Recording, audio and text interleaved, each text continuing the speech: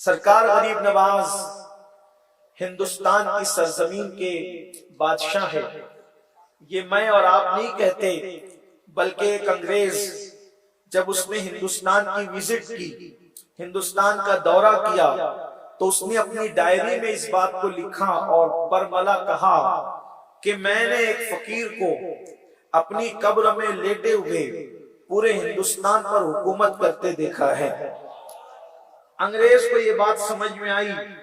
بعض مولویوں کو اب تک یہ بات سمجھ میں نہیں آتی، لیکن اس نے کہا کہ میں نے ایک فقیر کو اپنی قبر میں لیٹے ہوئے پورے ملک پر، بھارت پر حکومت کرتے دیکھا ہے.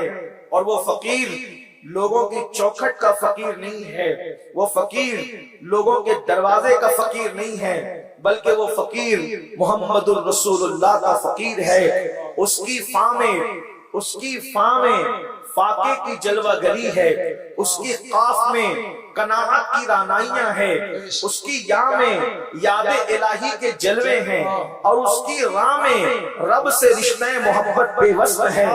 لوگ فقیر سمجھتے ہیں مانگنے والے کو. فقیروں کی دو قسم ہوتی ہے، ایک مانگنے والا فقیر ہوتا ہے، وہ تو کوئی بھی بن جاتا ہے، لیکن جو فقیر محمد الرسول اللہ کا ہوتا ہے پھر اس کے پاس اللہ اکبر فاقہ بھی ہوتا ہے، قناعت بھی ہوتی ہے، یاد الہی بھی ہوتی ہے، اور رب سے رشتہ محبت بھی ہوتا ہے. حیرت کی بات یہ ہے، اللہ اکبر، ایک بزرگ اپنی قبر میں آرام کرتے ہوئے پورے ملک پر حکومت کر رہے ہیں. اگر اس انگریز کی بات اللہ اکبر یہ مانی جائے، بلکہ مانی ہی جائے، تو پھر میں آپ سے کہنا چاہتا ہوں حق یہ ہے، بلکہ حق کی شان یہ ہے جو سر چڑھ کر کے بولتا ہے. جب رسول اللہ کے فقیر کی یہ شان ہے کہ وہ قبر میں آرام کرتے ہوئے پورے ملک پہ حکومت کر سکتا ہے، تو جب بیٹے کی شان کا یہ عالم ہے تو محمد رسول اللہ کی شان کا عالم کیا ہوگا؟ رسول اللہ کی شان کا عالم کیا ہوگا؟ اسی لیے آپ دیکھیں جب تک غریب نواز ہندوستان میں نہیں آئے تھے، اس ملک کے سمراٹ ہوا کرتے تھے، اس ملک کے مہاراجا ہوا کرتے تھے، لیکن جب سے غریب نواز ہندوستان میں آئے پرتھوی راج چوہان کے بعد اکھنڈ بھارت کا کبھی کوئی سمراٹ نہیں بن سکا.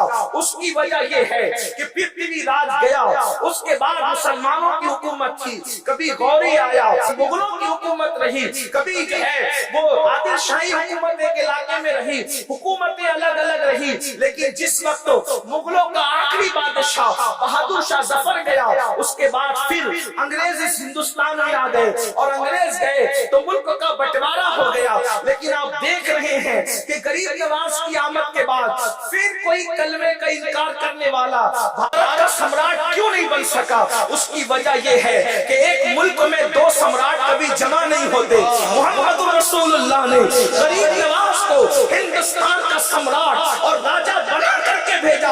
اس لیے جب سے وہ آئے ہیں انہی کی حکومت چل رہی ہے، اور ان کے غلام تخت پر بیٹھتے رہے. اور ہم لوگوں سے کہتے ہیں حکومت وقت یاد رکھے، یہاں تو کل دوسرا رہے گا. زمین ہندوستان کا راجہ ہمارا خواجہ سدا رہے گا.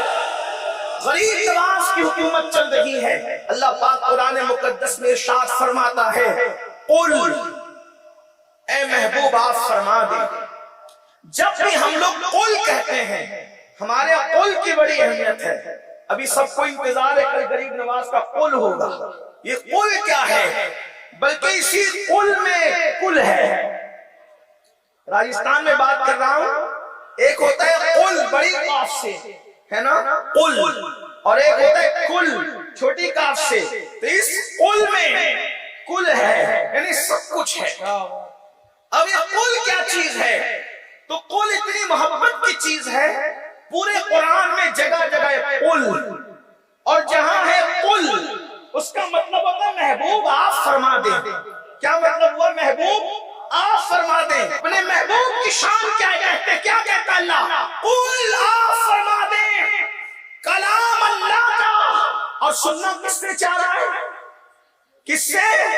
ہائے ہائے، جب داؤد کی آواز نکلتی ہے تو اڑتے ہوئے پرندے رک جاتے ہیں. پرندوں کو اشتیاق ہے آواز داؤد کے لیے. اور محبوب کی آواز کی کیا شان ہے کہ اللہ اپنا کلام بھی اپنے محبوب کی زبان سے سننا چاہتا ہے.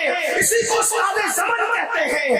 قل کہہ کے اپنی بات بھی لب سے تیرے سنی, اللہ کو ہے اتنی تیری گفتگو پسند. اب فرمایا جا رہا ہے قل, فرمایا کیا کہیں؟ اب حضور جو کہہ رہے ہیں وہ کوئی نہیں کہہ سکتا. کیا؟ ان کنتم تحبون اللہ, آپ کہیں محبوب کہ اگر تم اللہ سے محبت کرتے ہو تو کیا کریں؟ فاتبعونی, میرے پیچھے پیچھے چلو, میری پیروی کرو, میری نقل کرو, یعنی جو میں کرتا ہوں وہی کرنا. کیسے؟ جیسے میں کھاتا ہوں, ہیروں کے طریقے پہ نہیں کھانا, جیسے میں محمد کھاتا ہوں صلی اللہ علیہ وآلہ وسلم, روحی فدا, ویسے کھاؤ. جیسے میں سوتا ہوں ویسے تم بھی سو, جیسے میں نے شادیاں کی ویسے تم بھی کرو, جیسے میں بولتا ہوں ویسے تم بھی بولو, جیسے میں اٹھتا ہوں ویسے تم بھی اٹھو, جیسے میں بیٹھتا ہوں ویسے تم بھی بیٹھو, جیسے میں جھکتا ہوں ویسے تم بھی جھکو, جیسے میں زمین پہ سر رکھتا ہوں تم بھی رکھو. کیا ہوگا؟ تو کہا میرے جھکنے کی طرح جھکو گے, اوروں کی طرح جھکو گے تو جھکنا کہلائے گا, میری طرح جھکو گے تو رکوع بن جائے گا. تو اللہ فرماتا ہے محبوب کہے یحببکم اللہ, محبوب کی نقل کرنے پر, اتباع کرنے پر تم بھی محبوب بن جاؤ گے. محبوب بننے کا کتنا آسان نسخہ. میرے بھائی سید صاحب کہہ رہے تھے غریب نواز محبوب بنے, میں نے کہا سب کو محبوب بننے کا طریقہ دیا گیا ہے, سبحان اللہ. اور آسان کتنا ہو, فاتبعونی, بس اتباع کرو. فرض یہ کر رہا تھا فاتبعونی, میرے محبوب کی اتباع کرو. ہوگا کیا؟ یحببکم اللہ, تو اللہ تمہیں اپنا محبوب بنا لے گا. اللہ جب تو ہمیں محبوب بنا لے گا, ہم تو گناہ کر چکے, اب تیرے حبیب کی پیروی کرنے نکلے اور تو محبوب بنا لے گا. ہم تو جرائم کر چکے اور تیرے محبوب کی پیروی کرنے نکلے, پھر تو کہتا ہے محبوب بنا لے گا. ادھر تو محبوب بنائے گا اور ادھر لوگ کہیں گے کہ ایسا تھا ویسا تھا, یہ تھا وہ تھا. اللہ فرما رہا ہے تو گھبراتا کیوں ہے؟ میرے محبوب کی پیروی تو کر.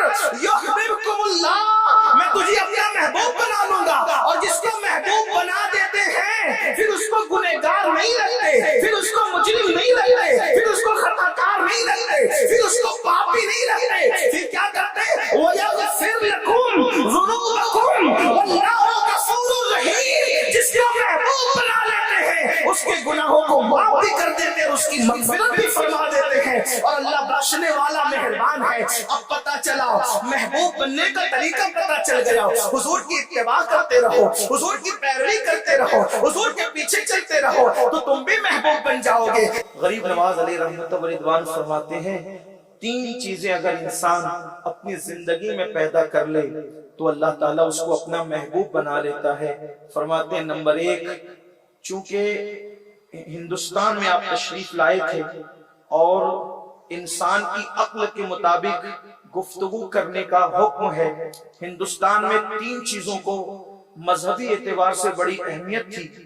ہندوستان میں چاہے وہ جن تین چیزوں کو اہمیت تھی, آپ نے ان تین چیزوں کی مثال دے کر کے لوگوں کے دماغ میں بات بٹھائی. فرماتے ہیں انسان کے اندر سخاوت ہو تو دریا جیسی سخاوت انسان کے اندر ہو. آپ نے دیکھا ہوگا دریا سے مراد یہاں ندی ہے جس کو ہم اپنی زبان میں دریا کہتے ہیں, اور ایک ہے سمندر اور ایک ہے دریا. فرماتے ہیں دریا جیسی سخاوت, دریا ہمیشہ بہتا رہتا ہے, تو فرماتے ہیں دریا جیسی سخاوت ہو. آپ غور کریں, ہمیشہ سمندر کے اندر آپ دیکھیں گے موجیں اٹھتی ہے, لیکن دریا میں کبھی موج نہیں ہوتی. حالانکہ سمندر کا پانی دریا سے زیادہ ہوتا ہے, لیکن اس کے باوجود بھی دریا میں سکون ہے اور سمندر کے اندر بے چینی اور اضطراب ہے. کبھی آپ سمندر کے کنارے کھڑے ہو تو آپ کو پتا چلے گا, ایسا لگتا ہے جیسے کوئی بے قرار اپنا سر اٹھا کر بے چینی میں پٹک رہا ہے. کبھی آپ سمندر کے کنارے جائیں گے تو آپ کو پتا چلے گا ایسا لگتا ہے کوئی بے قرار ہے اور بے چین ہے اور وہ اپنا سر پٹک رہا ہے بے چینی کے اندر. حالانکہ دریا سے زیادہ خزانے سمندر کے اندر اندر موجود ہے. آپ کسی صاحب نظر سے اور تخیلات کی دنیا میں کسی فلسفی سے پوچھے کہ یہ بے چین کیوں ہے اور دریا پر سکون کیوں ہے, تو آپ کو پتا چلے گا سمندر ہمیشہ پانی لیتا ہے دریاؤں سے, سمندر پانی کبھی کسی کو دیتا نہیں ہے, اس لیے وہاں بے چینی ہے, اور دریا دے رہا ہے اس لیے اس کے اندر سکون ہے.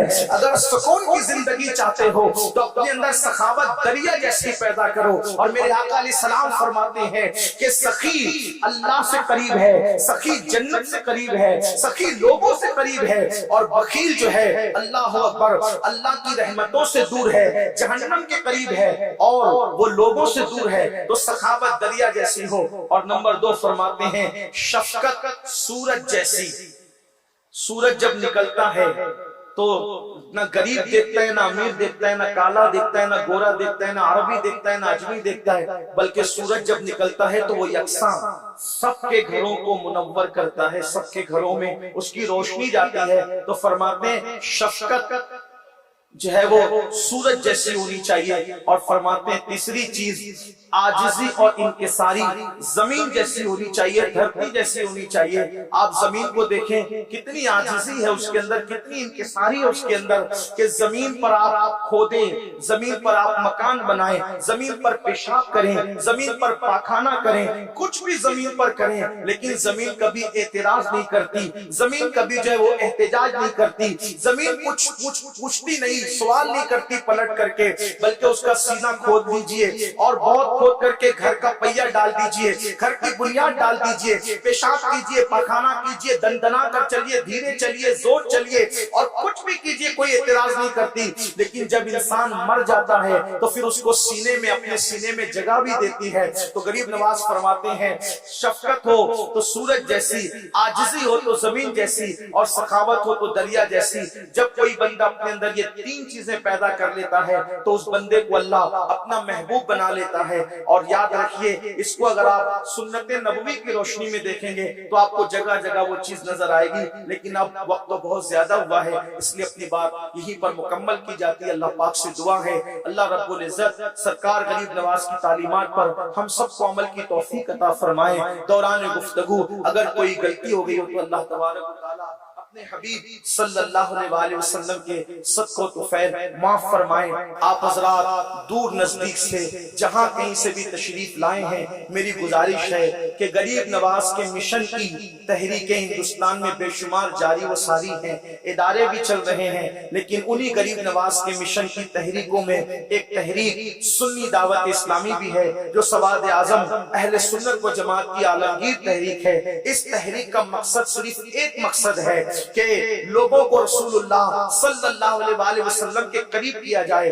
حضور کی محبت لوگوں کے دل میں پیدا کی جائے, اس قوم کو اللہ اکبر 3 عین کی طرف مائل کیا جائے. ہمارے قائد ہمارے امیر اکثر فرماتے ہیں ہمارا مشن 3 عین ہے, ایک عشق ہے, ایک عمل ہے, ایک علم ہے. ہمیں ان 3 عین پر محنت کرنا ہے, لوگوں کو عاشق رسول بنا کر, علم کی شمع لوگوں کے ہاتھ میں دے کر عمل کا جذبہ صادق پیدا کرنا ہے. تو آپ حضرات جن علاقوں سے بھی تشریف لائے ہیں اپنے علاقوں میں سنی دعوت اسلامی کی برانچز قائم کریں, سنی دعوت اسلامی سے جڑیں. اس تحریک کا مشن یہ ہے خود بھی گناہ سے بچیں گے, دوسروں کو بھی گناہ سے بچائیں گے. غریب نواز نہ ووٹ کے لیے آئے تھے نہ نوٹ کے لیے آئے تھے, غریب نواز زمین پر قبضہ کرنے نہیں بلکہ غریب نواز ضمیروں کو جیتنے کے لیے آئے تھے. اس لیے کہ جب زمین پہ قبضہ ہوتا ہے پھر کوئی آ کر کے زمین چھین لیتا ہے, لیکن جب ضمیروں پہ اور دلوں پہ قبضہ ہوتا ہے تو دنیا کی کوئی طاقت اس دل کے قبضے کو ختم نہیں کر سکتی. غریب نواز فاتح زمین اور فاتح ممالک کا نام نہیں بلکہ غریب نواز فاتح قلوب و اذہان کا نام ہے. آج بھی ہندوستان والوں کے قلب و نظر پر, ذہن و فکر پر اگر کوئی حکومت کر رہا ہے تو اس کا نام معین الدین سرکار غریب نواز ہے, جن کے لیے سرکار نظمی یوں خراج عقیدت پیش کرتے ہیں خواجہ جی دل میں میرے کیا گل کھلایا آپ نے, خواجہ جی دل میں میرے. آپ نے یہ نہیں کہا زمین پہ گل کھلایا بلکہ کہتے ہیں دل میں میرے گل کھلایا, خواجہ جی دل میں میرے کیا گل کھلایا آپ نے, ظلمتوں میں نور کا دیپک جلایا آپ آپ نے تاکہ یہ بن جائے ولیوں صوفیوں کی سرزمین، تاکہ یہ بن جائے ولیوں صوفیوں کی سرزمین۔ اس لیے بھارت میں ہی ڈیرا لگایا آپ نے، تھا یہ جو اجڑا ہوا تھا، تھا یہ جو اجڑا ہوا سا شہر ریگستان کا، تھا وہ جو اجڑا ہوا سا شہر ریگستان کا، اس کو اجمیر مقدس کہلوایا آپ نے، اس کو اجمیر مقدس کہلوایا آپ نے، اور فیض خواجہ سے چلا ہے آج نظمی کا قلم، فیض خواجہ سے چلا ہے آج نظمی کا قلم، اس کو کچھ لکھنے کے بھی قابل بنایا آپ نے۔